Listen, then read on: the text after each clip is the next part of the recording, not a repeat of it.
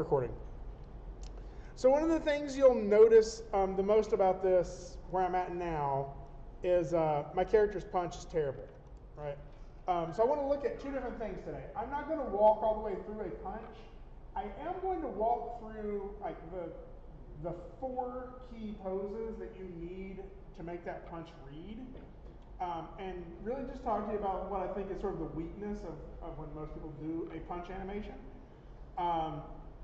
And then the other element, actually, like if I make my character jump right now, other than the fact that that idle looks terrible, the jump doesn't look that bad. But I'm going to show you how you can alter yours inside of Unreal, because there's a couple of little back and forths between Unreal and Maya that you can do to make it look better or worse, right? And so I wanted to talk about those two things. It'll actually be relatively short, and then after that, the rest of the class is just going to be time for you to be working on this. So in terms of our schedule, we had some questions about when everything is. Again, it's a week from today is when we're going to make this due. I will say that I have a meeting that was scheduled kind of for me at 11 o'clock on Thursday, and I'm trying to reschedule that, but I will let you know on Tuesday for sure how that's going to work. So worst case scenario, what will happen is I'll be a little late to class. You all can be doing the feedback on Sync Sketch, and then like the last hour or so of class, we'll watch them with a little bit less feedback in class, if that makes sense. But everything is still due on Thursday. Now, again, a lot of people are wanting to, I want to have it due on Thursday for the purposes of sort of giving you a deadline to hit. But I recognize that immediately following that being due is spring break, and it's kind of to make it an equal opportunity for everybody. You have the option to get everything done you need to do before spring break, and then go and just relax all spring break if you want to. Some of you are like, I don't want to do that. I want to keep working on stuff, and I want to use that time to catch up. And so having it due before spring break means you can always do a revision during spring break if that's what you're wanting to be working on, and then just turn it in as soon as we get back from spring break, and I can update the grade then, right? So, but to be able to turn it in after spring break, you have to turn it in the Thursday before. And I think I already mentioned to you all the portfolio reviews are on the Thursday and Friday of that week as well. You knew it was coming, didn't you? Well, is that what you're having? Which week? Next week? Or? Next week. So right before spring break. Thursday night from like 5 to whatever, 5:15 I think to question mark. And then Friday morning starting at 9 a.m. So we don't have the final list of who's going when, but if you're wanting to see certain people or certain focuses, I will try to have that ready for you by then. So I'll let you know next class period about any of the meeting reschedules or whatever that may mean that we sort of start them. I don't think that'll happen, but what we'll probably, if it does, we'll just start the critique a little later, or possibly I will have a guest critiquer come in and pick it up. Huh? Todd. No, Todd's gonna be in the meeting with me. So we've sent the email to reschedule the meeting for other reasons, and we just haven't heard back yet. But I think the answer will be yeah, and if that's the case, then everything will be fine. All right. It'll really be whoever can make it. But it'll probably be that I can be out of that meeting in enough time to still be back here and we can do our critique. So I don't know. It's not next week yet. I can't tell you because I don't know, because I wing it. That's what I do. So again, today what we're going to work on is making this look less terrible. Like it just looks bad, right? And I have it open in Maya as well, where it also looks bad. There we go. Look how bad that looks. And the reason for this is because I have two very weak poses. Now, I have gone ahead and pasted my idle pose onto this. So again, if I go to my Game Explorer or Game Exporter, look at my idle pose, I can select everything, right click on that and copy it. And then I would go down to my punch and just make sure that that's pasted in at the beginning and the end. Now that's really important because what's going to happen is whenever you're in idle, if you tap the space bar, it's going to blend from the idle into that punch, right? If you are starting your punch on a different frame or on a different pose, it's going to blend from your idle to a different start pose and then start punching, right? And so if we just have them matching up for the most part, I mean, obviously your idle's moving a little bit, but it's close enough to where it'll blend to that idle pose and then start punching, right? Now, this is where we kind of, today's lecture is kind of where we talk about like what you're trying to communicate in this animation, right? When we're talking about animating for film, it's pretty simple. You're creating a passive media, right? You're creating something that the audience is not interacting with, so it has to be appealing to watch, right? And that's hard enough as it is. Like, that's a really difficult challenge because, like, everybody's giving their undivided attention to your work, right? However, when we're creating something inside of a game engine, we're creating something that the player interacts with, right? And so if you watch an acting piece in a film and the character makes a gesture that feels a little off, sometimes we can still just accept it, right? That's just how that character decided to move, right? And if we're sort of accepting that character as being alive, we just buy it anyway. However, if I do something expecting my character to react in a game, and it doesn't react the way I expected it to, then it's frustrating. Like it's anybody have like a friend or whatever, like maybe they're looking at their phone and you'll ask them a question and they just don't respond, and you're like, I asked you a question. Like it's so frustrating, right? Like that's what the game will feel like. I told you to do the thing and you didn't do the thing, right? And it gets frustrating to play and people stop playing the game, right? The purpose of the animator is not to just make something that is enjoyable to watch. It's to make something that gives the player some feedback that says, that action you just did was successful, right? You successfully tapped the space bar, and by doing that, you are rewarded with a character jumping, right? Now, since we understand that, how many of you have ever played a game where it didn't feel satisfying to do an action, right? Like you hit the space bar and like the character doesn't jump at the right speed or the right height, and that's very subjective. Like, yeah, like that doesn't feel right to me.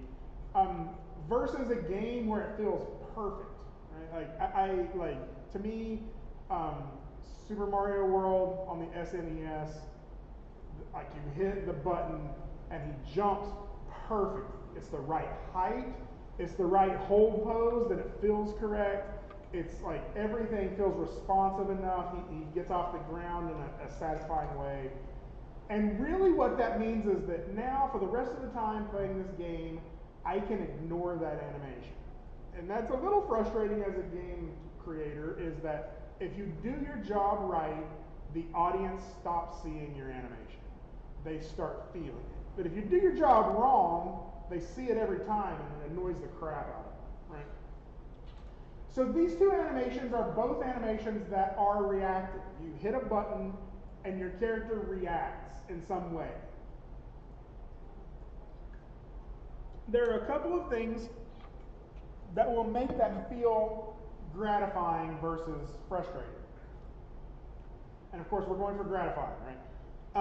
One of those is the character's reaction time, right? So think of like let's make up some arbitrary game. Like your job is every time you hit the button Your character is supposed to raise their hand and catch an object, right? And so how you're going to play that game is as the object is moving across the screen, you're like, okay, that's about the right time, and you hit the button to raise it and grab it. But what if you hit that button and you had to wait 2 seconds for the character to raise their hand, right? Like, then suddenly your reaction doesn't seem like it's actually what's driving it. And so like a quick reaction that feels like a reflex. You hit it just like you have the reflex to grab the ball yourself, and the action happens immediately after that. So this punch should happen really quickly after we tap the space bar. And that seems in contrast to what I've been saying all along about anticipation, right? What we want to think is, you hit this button and now you get to watch my animation. All right, the wind up, big old wind up. Any second now I'm going to punch, and then I punch, right? And like, that's like, yeah, that's cool, but like the first time you watch it, it might be fun, but 5 hours into the game, you're just going to rage quit, right? But there are some games where you can hold the button and the character will. And so for that, that's a good point. There are some buttons where you hold the button to like pull back, right? But what triggers the action is releasing the button, right? And so if you released the button and still had to wait half a second for the character to punch, it would feel frustrating. So you want the punch to just, And I will say that is an option in here. In Unreal, we can set that. If we wanted to go in here to, I believed it was in our blueprint and our event graph. No, it is not. Is in this third person blueprint. Here we go. You'll see that like right here is our left mouse button on pressed. So what I could do is on pressing of that left mouse button, our character could pull back, and then on release, you'll see that that's right below it. It would play this animation.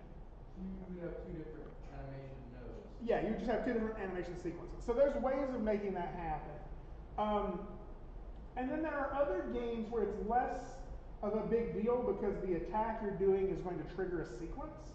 So I think the God of War games are a good example. It's like, you know, Kratos, like he's pinned down on the ground fighting a giant monster of some sort. And like, it's like, hit the X button now. And you have like 10 seconds to do it or something. And then you hit the X button and you get to watch him do something awesome, right? That doesn't feel like your reaction time is that important. Hitting the X button just means, yes, you successfully triggered it in time. Now enjoy the result of that, right? And it may be a 10-second animation where you like, it's something gory, I guarantee. You're going to drive a spear through its head and then climb up the spear and then pin it to the ground and then set it on fire or something. It's always something like disturbing. But Joe? Yeah. Well, what does key do? Is that? Oh. Okay, that's what it is. Sorry. It's a good question. I honestly, so I'm not really good at Blueprint. I can just do the things I have to get away with, but it's a good question. And I'm not really for sure. So I bet this thing will tell me though if I mouse over it. Key structure, current value equals none. Nothing, that just made it more confusing. Okay. So anyway, there is a way of doing that. The way I want mine to work though is I want it to be that as soon as I trigger it, she starts moving forward into a punch, right? And so the opposite of what we would think of like a baseball pitch or even a punch in the real world, like in an acting shot, instead of when that animation starts, we pull back and then punch, I'm going to hit it and then I want her to start moving forward and I'm going to build my anticipation into that movement forward, right? So recognize that most people think of anticipation as a movement in the opposite direction before it goes in the other direction. So if my bottle were going to go into space, the anticipation for it would be to anticipate down and then to shoot up in the air, right? That doesn't always have to be the case, right? Think of anticipation of like an exasperated gesture. What? Right? That may still be moving forward, it's just building the tension, right? Anticipation is that. It's a motion that clues you in that a specific motion is supposed to happen or going to happen. So that frustration could be like, what? Right? Like it's still moving forward. It's just some pose that lets you know that the big punch is happening after that. So that's what I'm going to do with her. I'm going to define 2 new poses on top of my start and end pose. I'm going to define the impact pose first, and then I'm going to create a breakdown on that on the way to that impact pose that adds some anticipation as she's like, have her like chest leading that motion, and then the fist follows through. So first, I'll go ahead and create the impact pose. I want it to happen pretty quickly, so I'm going to have the impact pose be on frame like, let's try 383. So that's less than 10 frames. So I'm going to take this pose that we already have here, move it back to 383. I'm going to make this thing less bad. So right now it's a lot of bad. Like it's a really bad punch, right? And the reason that this is a bad punch is it doesn't feel like it actually is carrying any weight or impact. So what I'm going to do is just push this pose to make it stronger. I can push her foot forward. I can make her reach a little bit more for this, like this. But really, if you're going to punch somebody, you want to hurt them, right? Or you want it to be impactful at the least. The other thing I want to make sure of is that I'm kind of lining up with my forward and backward axis on my grid. If that gets a little hard to see, you can put in like some placeholder objects here so you can recognize that direction a little bit better. Something like this. And just really extend that out. And that way I can see which direction she should be punching. Right. I'll probably also have her step just a little bit more towards center instead of off to that one side. Push her over that. And I'm going to push her. I'm just going to like keep exaggerating this. That whole push it until you break it thing, this is really where you're going to see the most out of that, right? Like let's just go too far and see what we get. So this is one of the reasons, if I grab the clavicle, no wait, it's right here, this control right here, there's an option on here for this isolate. So right now I'm using her right arm, and so if I do this right arm isolation, that's her leg, sorry, right arm isolation, and set that to there. That's going to get me just a, I'm not going to worry about that too much. What that allows you to do is to sort of pose it a little bit better. But since I didn't do that to begin with, it's just going to mess up my idle pose. So, like this. Now again, I am going to think of contrapposto, line of action, silhouette. Maybe do a little bit like this. Oh, that makes sense.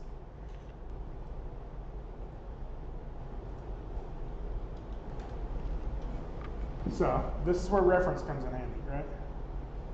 Okay. So I'm doing this backwards. I've been pushing her same foot forward as her punching arm, right? And so if you get up and try that, that feels like this. It feels like uncomfortable, right? Think of how you actually do that. If I throw my weight forward, I throw my left foot forward. And the reason for that is because I'm trying to get as much tension out of my spine to swing that arm, right? And so I think I'm doing this backwards. I'm going to reverse her feet. I'm going to go ahead and put this foot back into the pose from here. She does that. And then I'll do her step forward with this foot. There we go. That's making more sense now.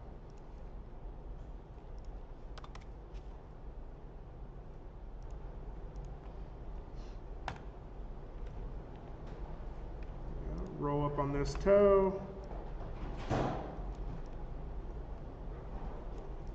Now, what this allows me to do is to get some interesting contrapposto with her hips. Right? She's reaching with that. With this arm, she's reaching like that. And then I'm going to try to clean up this line to get a clearer line of action through her whole spine here, right?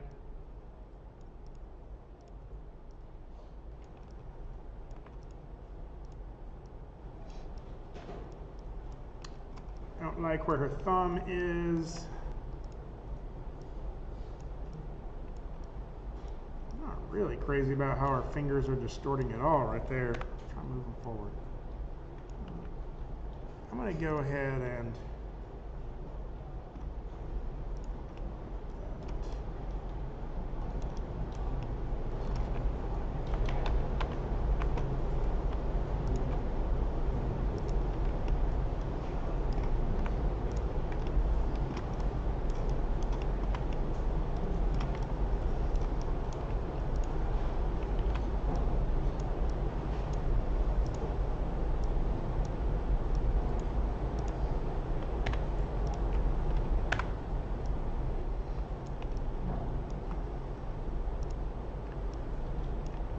go.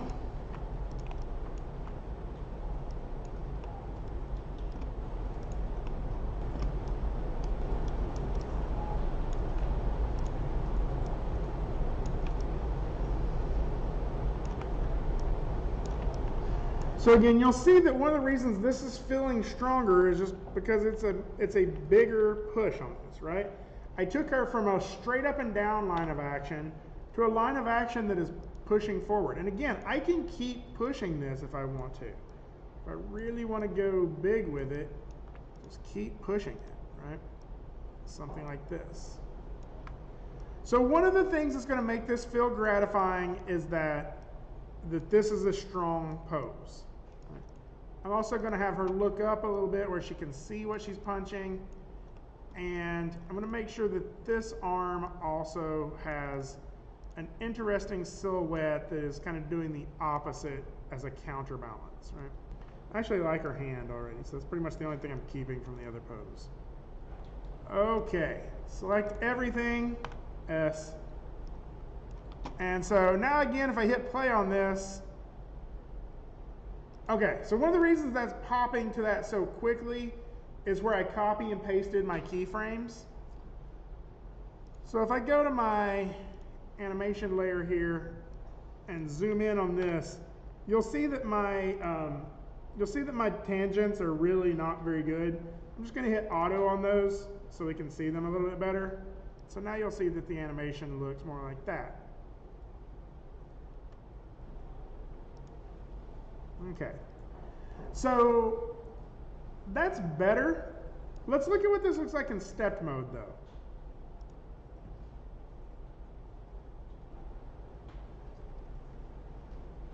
So you can kind of get the impact from it there, right?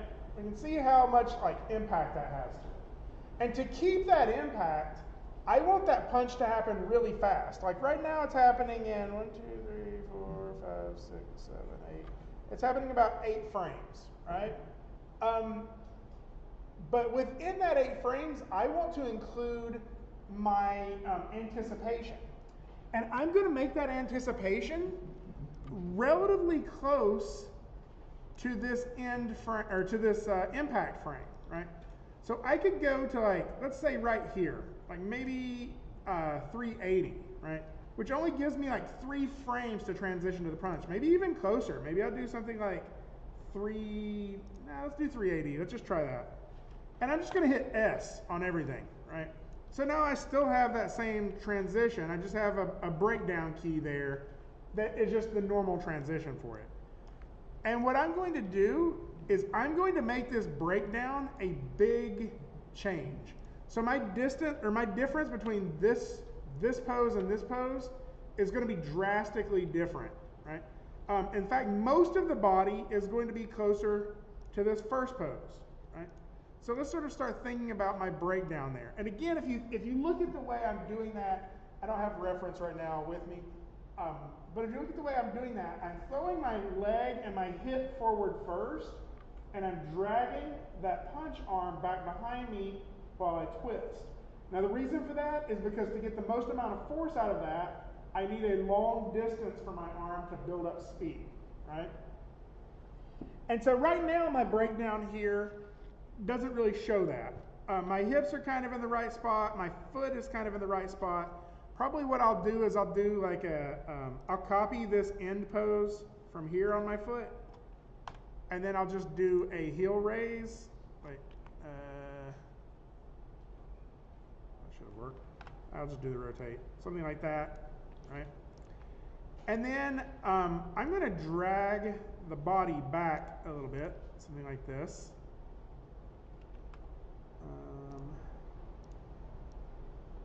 That's looking all right. And I'm going to start anticipating back with this arm, right? So something like, I'm really messing that other arm up. But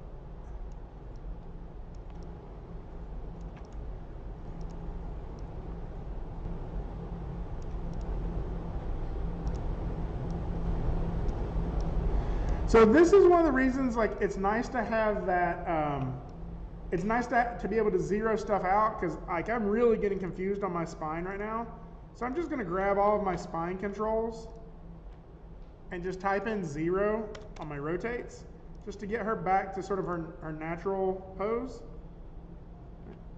And then I can add a lot of that back into here. Like this. Same with this clavicle. I've gotten that one way out of whack. There we go. That's sort of its default. Here, default. And then I can start sort of building those back in there for the pose.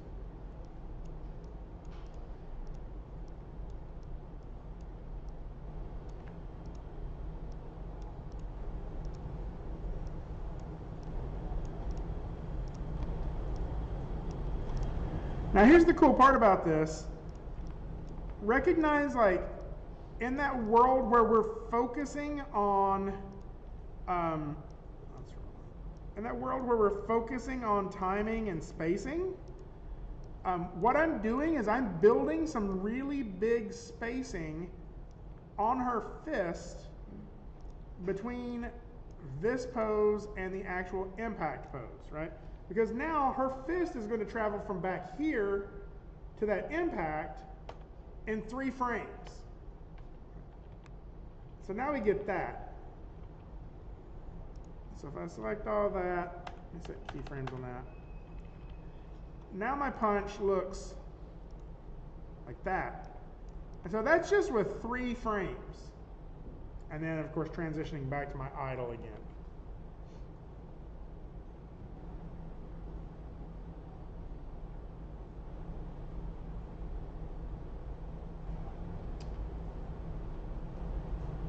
Sorry, I just did, so hopefully that's making more sense. Now, one of the things to look at here, this is a small transition in that punch, right, is from our keyframe here through those 3 frames, right? Because my character's fist is going to travel in a very specific arc. And so that's an area that I would probably want to clean up as much as I can. And so that stretch to there, I may be almost frame by framing it. The other thing is, if you want to give it more impact, you will still give it more more spacing, right? So like if I really just continue to sort of drag that chest and clavicle back, that impact is going to feel even harder, right? So if I'm still like this, then we get that.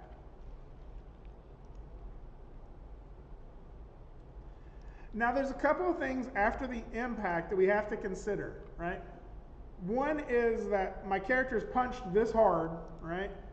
And then the energy just seems to die after that. So I usually want to get like some overshoot bounce back from that. So like you can hit to there, and then the next few poses are really just going to be how to transition from here back to, from here back to my idle, right? One of the things you have to consider is that this character is going to push back with their heel. Right now that heel starts sliding forward as the character does, and that's not very realistic. So I would grab this, and maybe 392 is my next pose. I'll select everything. And I can kind of create a little bit of that overshoot for my punch in all of this, right? The way the character kind of bounces back from it or follows through from it.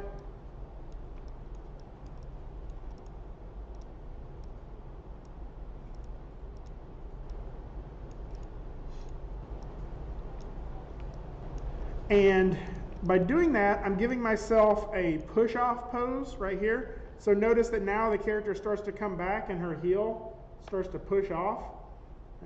And then I really just need to get her back to this pose a little earlier. I think my punch cycle may be even a little longer than I need. So what I could do is grab all of this, make sure there's a key there, maybe go grab 411, take this out here to 298. Now she gets to here. I want to have just a little bit of settle time on that. So I'll go ahead and pin her foot down from 413. And really what I want to do is sort of make an overshoot that sort of settles back.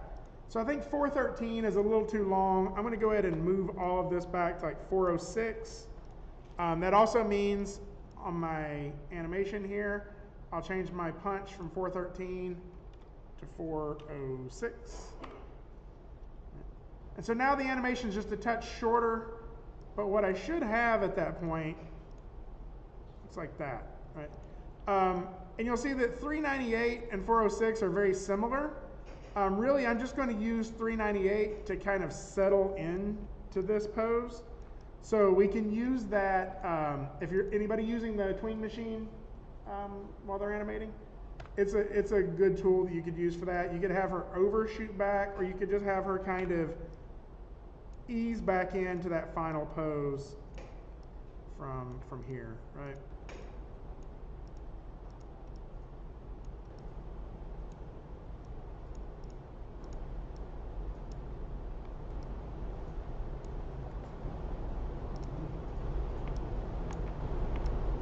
There we go.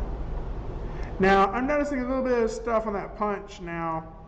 It hits that pose right there, and then has like a little bit of a wobble as it comes to there. So I think really what I'm going to do is I'm going to add some follow through all the way through this. The other thing that may be happening there, though, if we go back and look, is there's a chance I think so. There's a chance that I'm getting some gimbal issues in here. So if I go, or some Euler filter issues. So if I go to curve and run the Euler filter on that, that's actually going to feel a little better now on that punch. I still just feel like it needs to kind of swing through right through here though, just to get a little bit more follow through on that. Oh.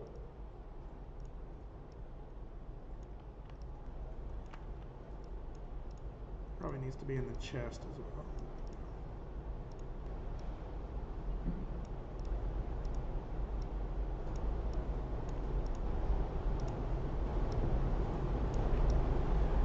I think I've gone a little too far here, and I'm screwing up the mesh.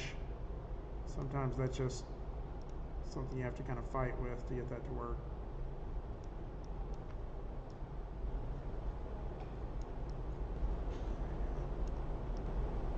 Let's try that.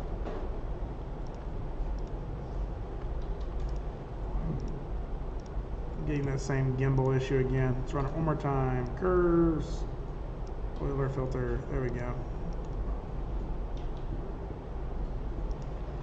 Now you can see it still kind of hits a wall right there. And so like somehow in this like transition back, I would probably add some drag to that. That way that arm kind of comes back last. And she curls it through right there, but then it goes straight again. That's another part of it that's still kind of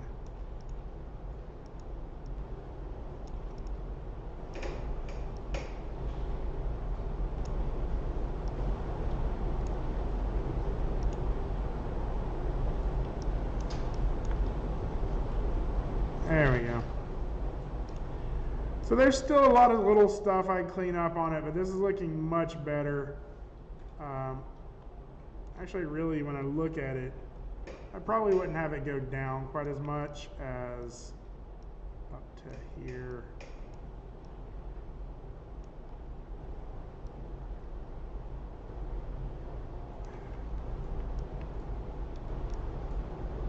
I'm getting all sorts of oiler filter issues on this.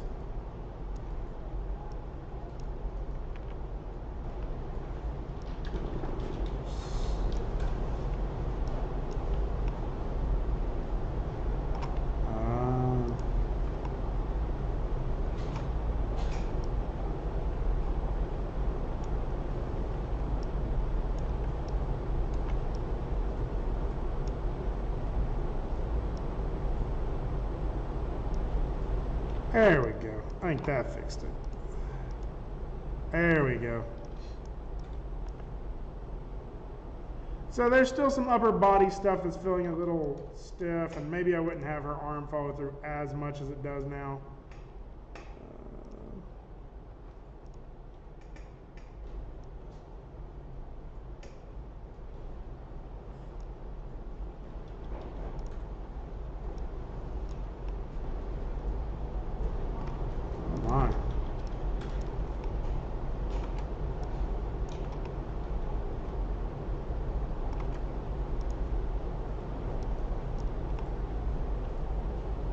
That's a mess.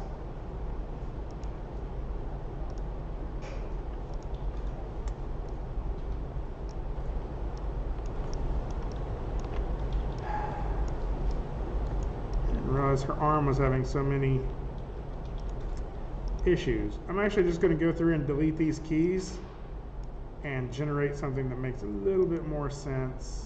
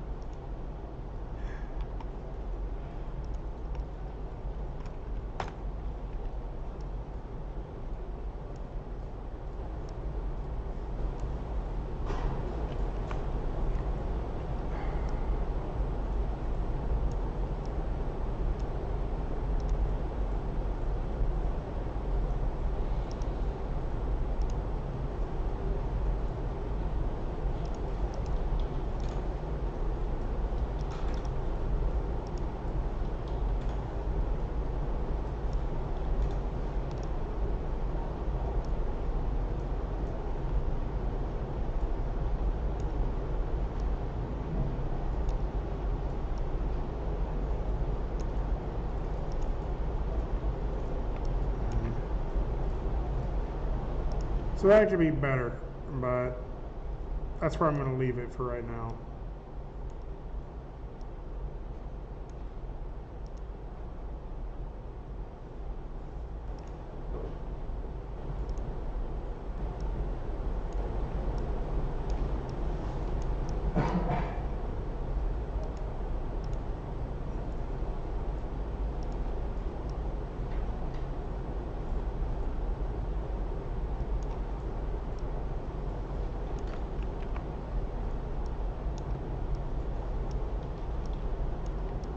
This is why people have nightmares about gimbal lock. There we go. I'm going to stop there because I'm just polishing now. I'm not polishing, but this is not stuff that is really that important. So increment and save.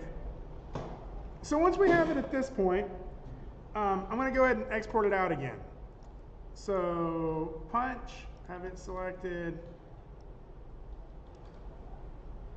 Export. What are you talking about? Oh, I deselected it. Export. Yes, I want to replace it. Now, remember when I changed the length of this, that actually is going to mess some stuff up. So I'll show you how to fix that. Under animation, right click on this punch and say re-import. And so now when I hit play, I get that punch. But one of the reasons that messes up is because her punch length now is different. Right? If I mouse over this, now it's 1.033333. It's 5 threes. And remember when we had to put that in our blueprint earlier of how long our punch was going to take? We had 1.266667. So really now we got to change this number or it isn't going to work exactly right. So 1.033333.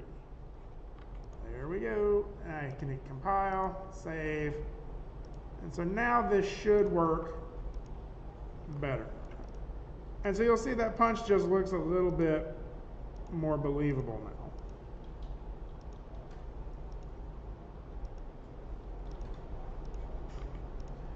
I'm clicking it too early because you can make it interrupt it. So you have to be kind of careful with that. Okay, the last thing I want to look at is our jump. Now, just like our regular idle, I can go to my jump loop. This should just play in a loop. Like this should be a little bit of a cycle of her floating in the air, right?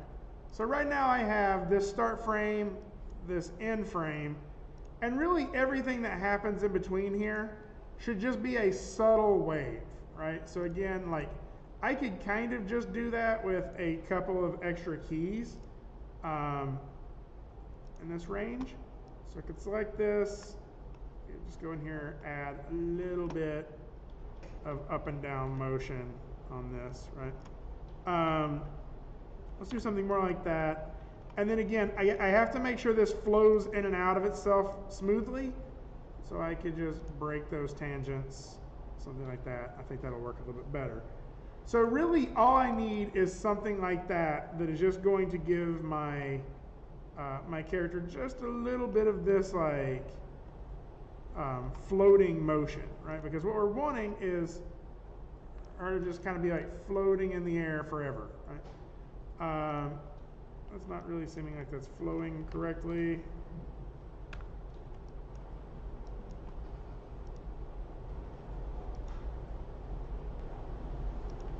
To me, that's a little bit too much on the up and down. Probably a little too much on the side to side too. Because we just want her to feel like she's kind of floating in the air, right? I'll put a little bit on all of them.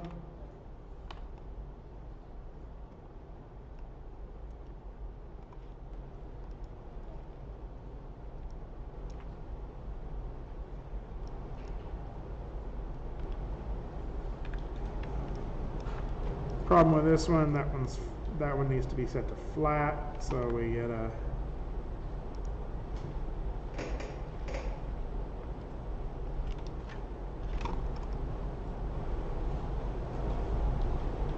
for some reason my mouse isn't working right. There we go. So get something a little bit more subtle than this, just for a little bit of a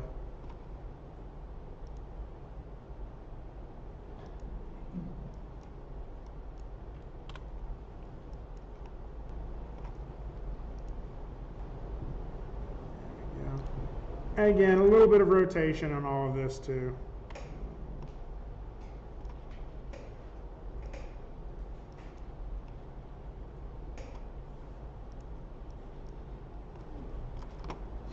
Let's see how that plays out. Way too much. So which one is that? That's her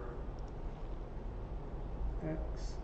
The things that you probably want to add to this is just a little bit of arm motion as well. So you'll want the character's arms to kind of coincide with that. So right now they're kind of just staying stiff.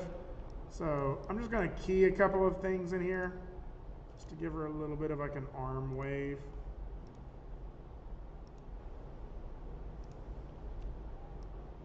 maybe like,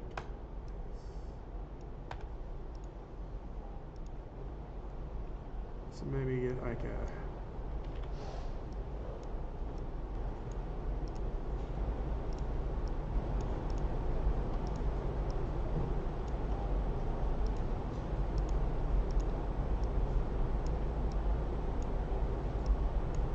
and so more than likely I'm going to be putting a little too much on this, and I want to take some of it off.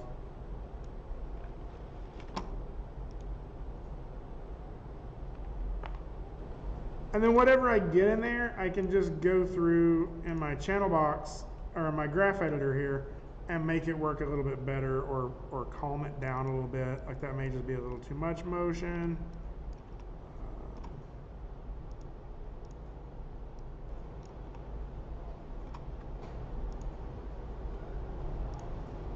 Okay.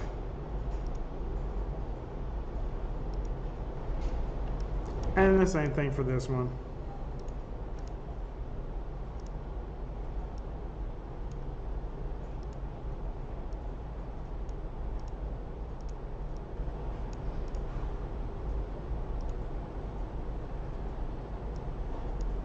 I know I'd want to get those hitches out of here. But the other thing is, like, I need to do something with her feet, right? Right now they're just kind of hanging there in the air. And so what I like to do is just give them a little bit of like a bicycle kick here going on. And again, it always works just a little bit better if it's not just 2 keyframes. If it's just 2 keyframes, you're going to get this like ping-pongy thing that happens there. If you have an extra one in between there, you can kind of divide that a little bit.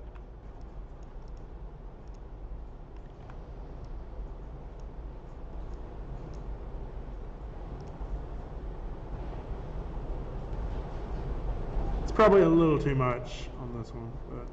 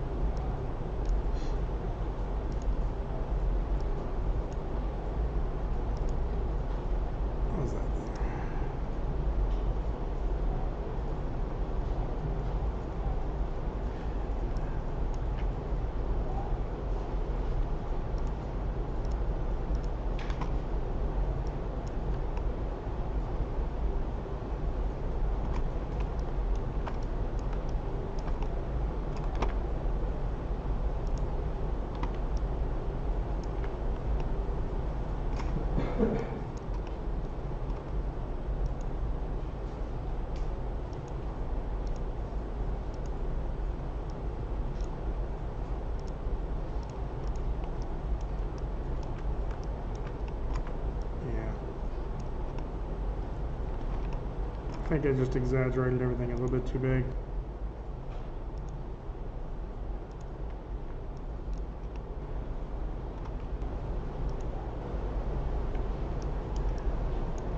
Okay, so that's the up in the air one, just something that can cycle forever. And my jump up, just as a reminder, my jump up is really quick. It is starting from an anticipated pose of my idle, which that's not my idle anticipation pose. That's just a bad pose.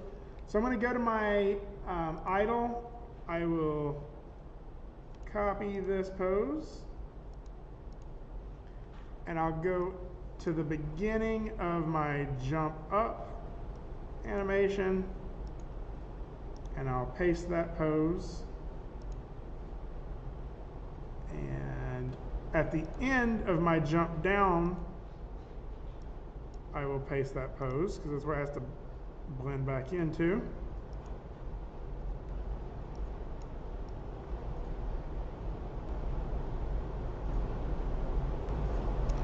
And let's see.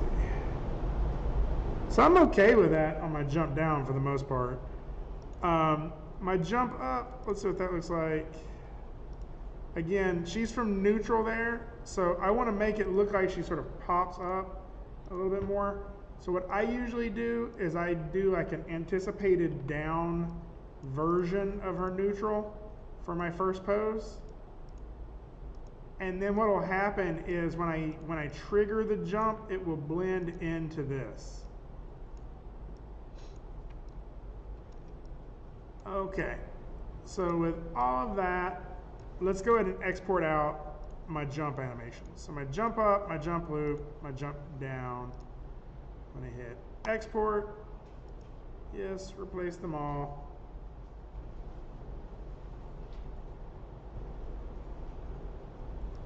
Okay, and then back in Unreal, I'm going to go ahead and re-import those 3 animations. So right-click, re-import, right-click, re-import, right-click, re-import.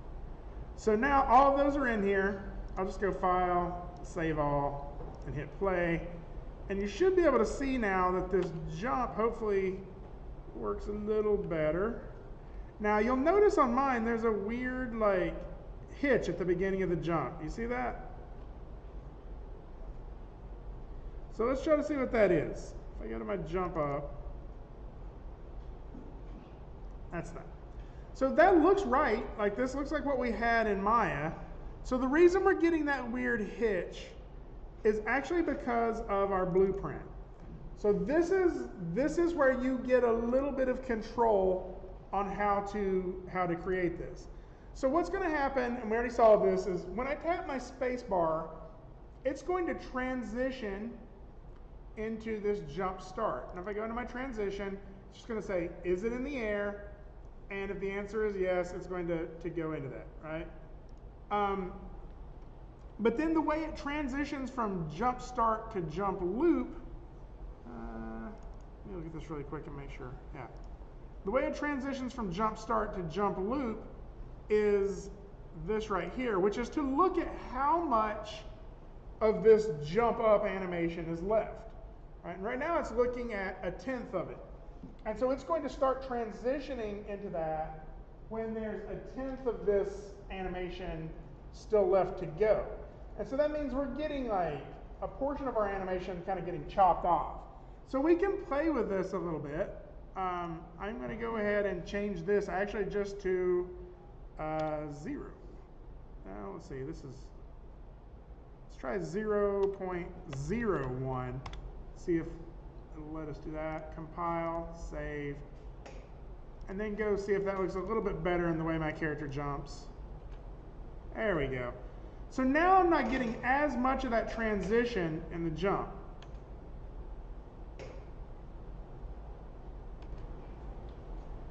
Getting a little bit of a weird thing there. I don't know what that is.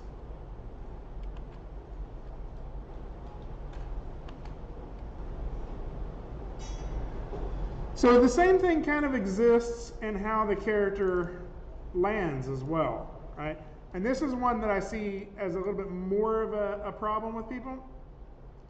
So it says, is the character not in the air? It can enter in that transition. And then it sometimes will interrupt your jump landing to start playing your idle or your run again too soon. So again, on this, how much of the animation is left, and if you make that transition a little shorter or a little longer, you can adjust how that transition looks. And so if I made it shorter, then now it's going to play more of my landing animation.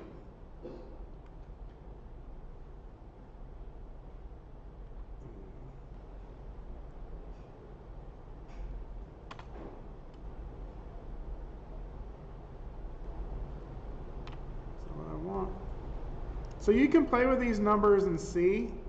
Maybe we start playing it a little earlier instead. 0.2, let's see what that looks like. Because that was actually all right with how it was looking earlier.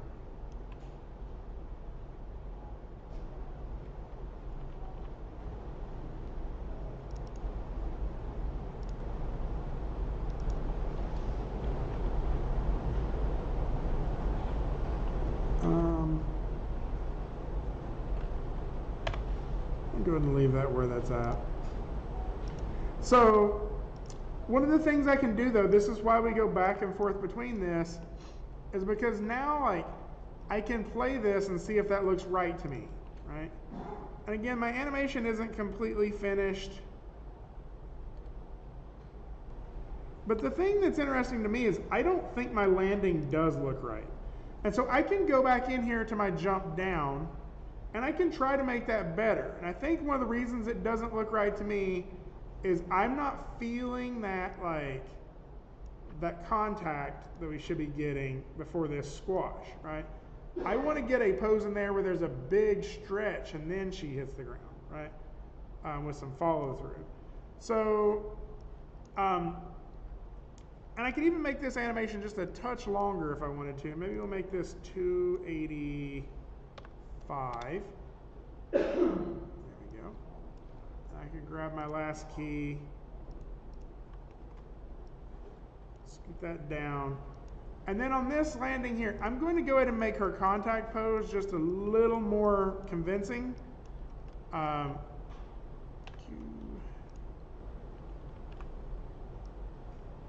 So, select everything, hit S on this. So she goes from there to there to there, right? And that's just not that impactful. So what if I made this a little bit more of a stretch for her? Something like this.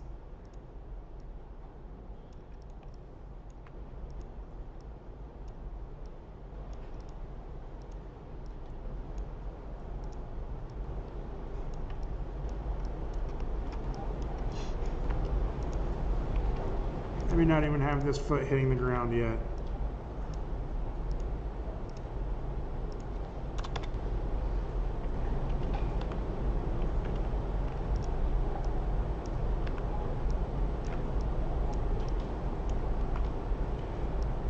So now my landing looks like this.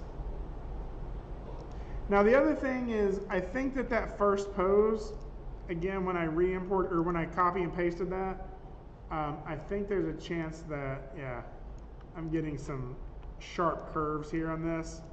So let's just go ahead and set all that back to auto. Yeah, there we go. Now I can build in some like overlapping action into this if I wanted to. Like as she's coming back up, I could still have her rotated forward. A little more like this. I could even take her arms back a little bit more like this. And so what I get is, oh, playing it backwards. I'm also getting some weird curve stuff happening in this one, so curves, another filter.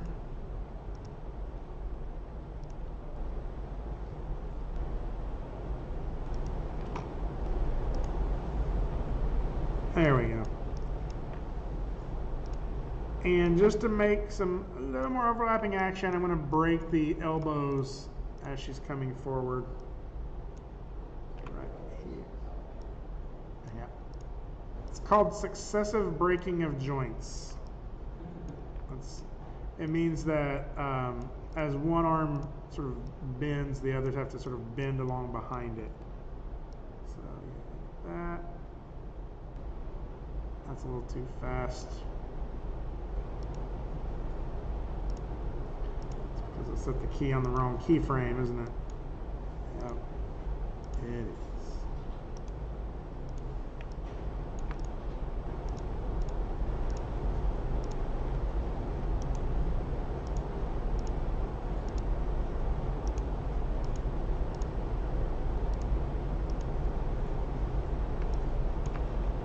There we go.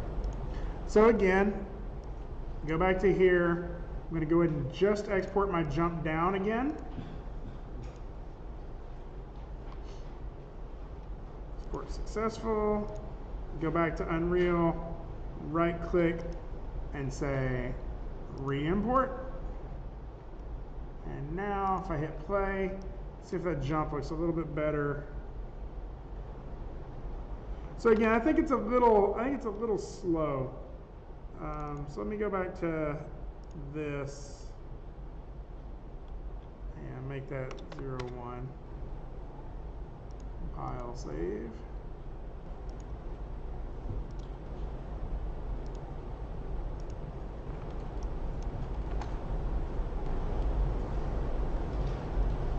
Yeah, it's feeling a little bit better.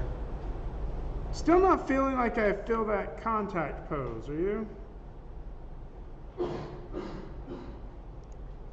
Not feeling like I'm seeing that one.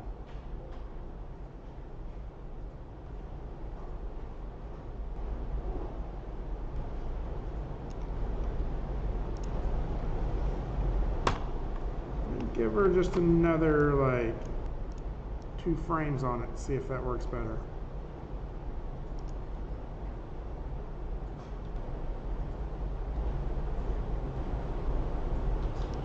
The other thing you can do is if you're really just not seeing it, you can exaggerate it, right? Make it even bigger. So again, export that out.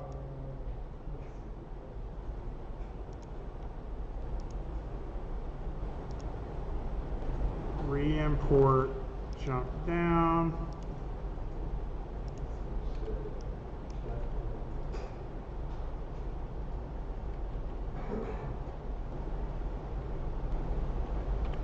Huh. I really feel like it's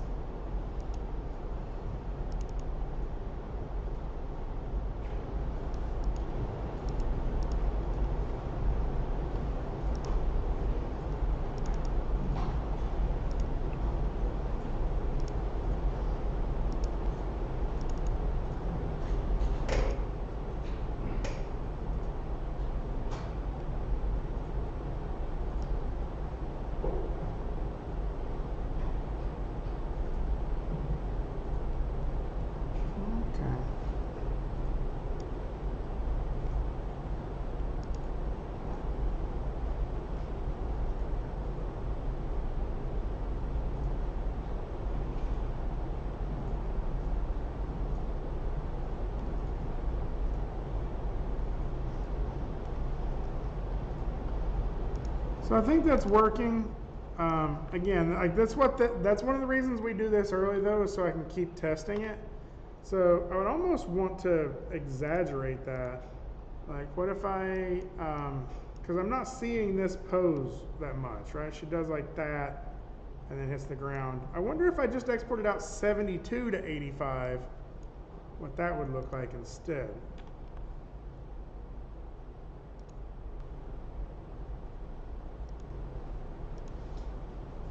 Jump down.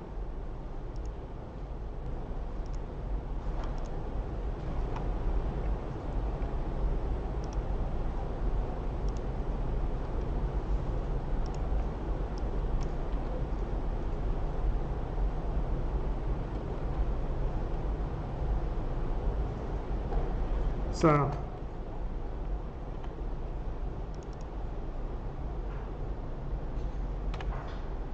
I'm going to try that with almost no transition at all. See if that helps.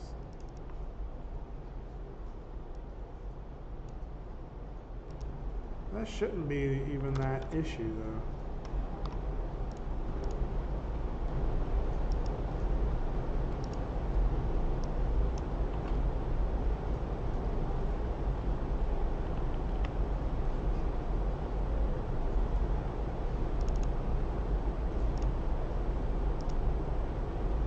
Here we go.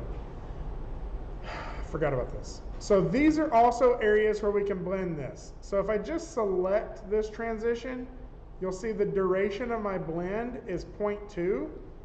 I can change that to 0.01 here as well. This is gonna make it pop a little bit now. There we go. So that means I need to go back and re-export my original animation again. 670.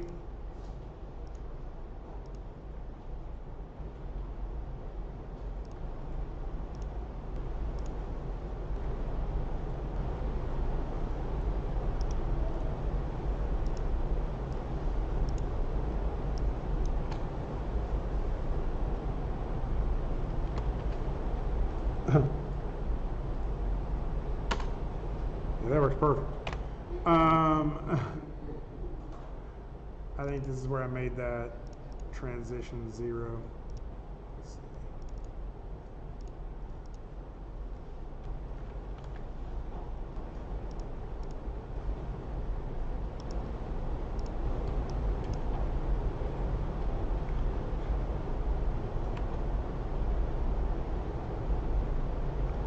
So this is where we can make those changes. And so now her impact is looking a little bit better.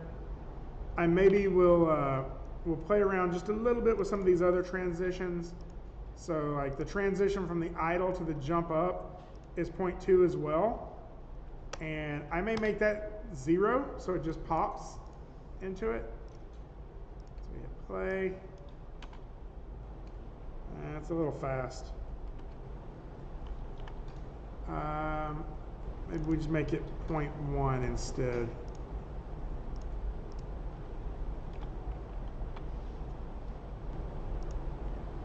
And the transition from this should be much smaller as well.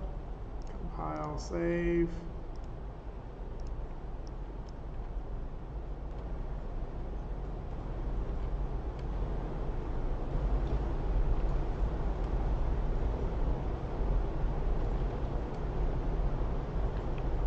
I'm not sure that jump up was right.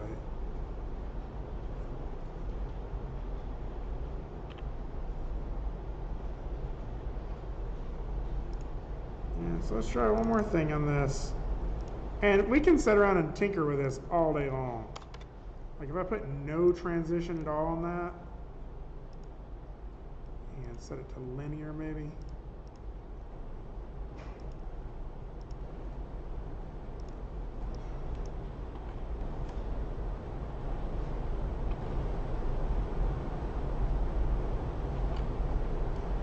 I think now it's working. I'm just seeing that arm pop up a little too much. And so again, what I would do is go back into Maya and change that on the animation to where her arms don't pop up right there quite as much. Pull that back down just a little bit.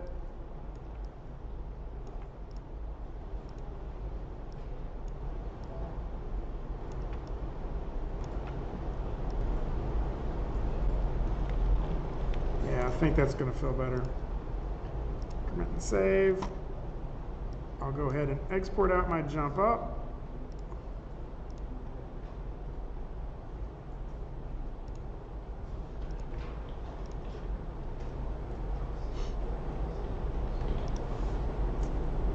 Re-import.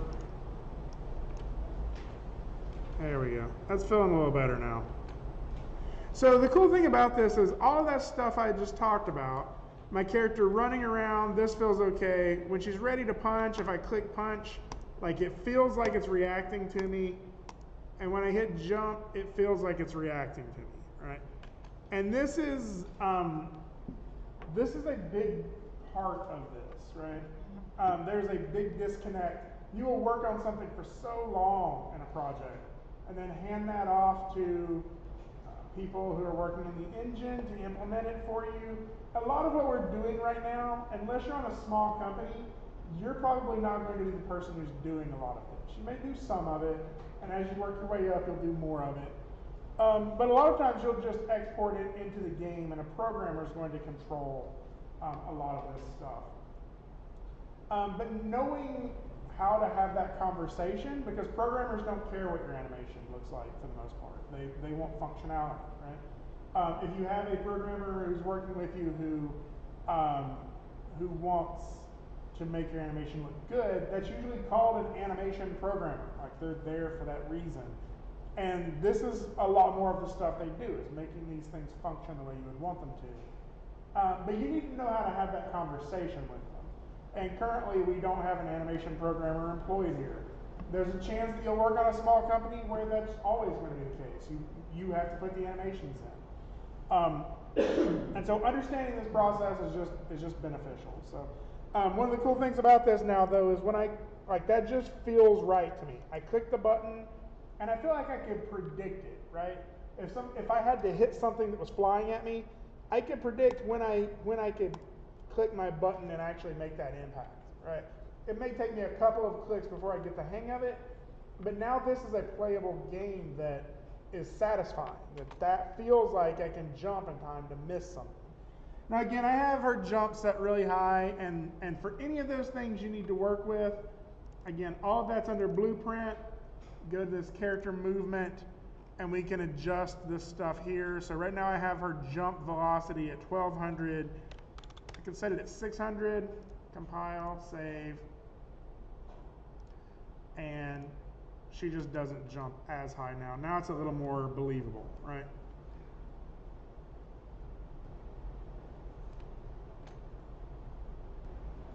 Okay.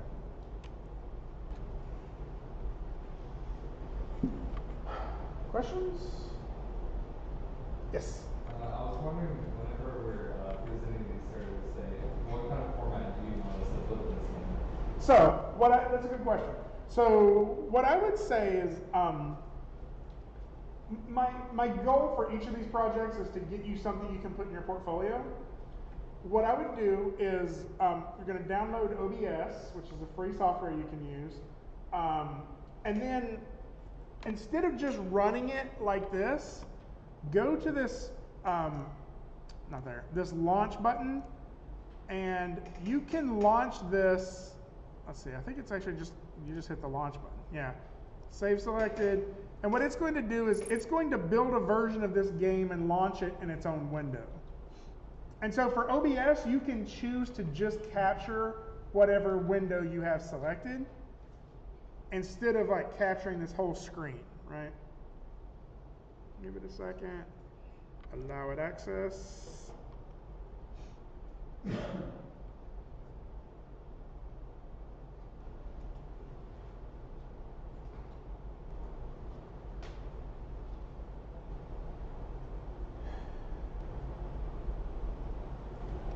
Oh, it already launched it. It just launched it in the background. So now it's its own window, right? And I can play my game like this and capture this in OBS, hopefully at a pretty decent frame rate. Right? What I would do is I would capture for a while, like capture yourself running around like this for a little while so you have a selection of footage to show of that. And then maybe capture yourself running like this. Or if you use A and S at the same time, you can get this like this sort of run. And so really what you're trying to do is just get some footage of your character running in a way that is flattering for your animation, right? Maybe this or something like this, right?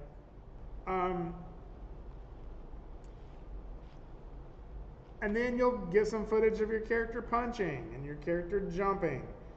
Maybe you'll do like some run and some jumps, right? That way we can see how those work together. A little bit of time of the idle. And so really what you're trying to do is just capture enough footage that when it comes time to make a demo reel, you can take that footage into Premiere and chop out 10 seconds of it that shows off all of your animations well in game. Does that make sense? So I would say what you would do is you would capture too much and then go in and edit that together. For what you're turning in for this project, you're welcome to just capture too much and we'll watch all of it. What you're probably going to upload onto SyncSketch, I don't know what their frame limit is, so it may be too long to upload the whole video up to there. But this will allow you to do just the video of what we're playing here. And whenever you're done with it, you just hit the Windows key to get out of that, and you can close it. So OBS will allow you to capture as an H.264 MP4, and that would be the best way of doing it because you can capture minutes or even hours of yourself playing this, and it's not going to be an enormous file. Like, I capture the entire class with OBS, and the file is usually like maybe 500 megabytes for like a 2-hour class. So, questions? So I guess really what I was trying to show you today is that this is creating reactive animations. You're creating something that You want the player to feel like they did that, right?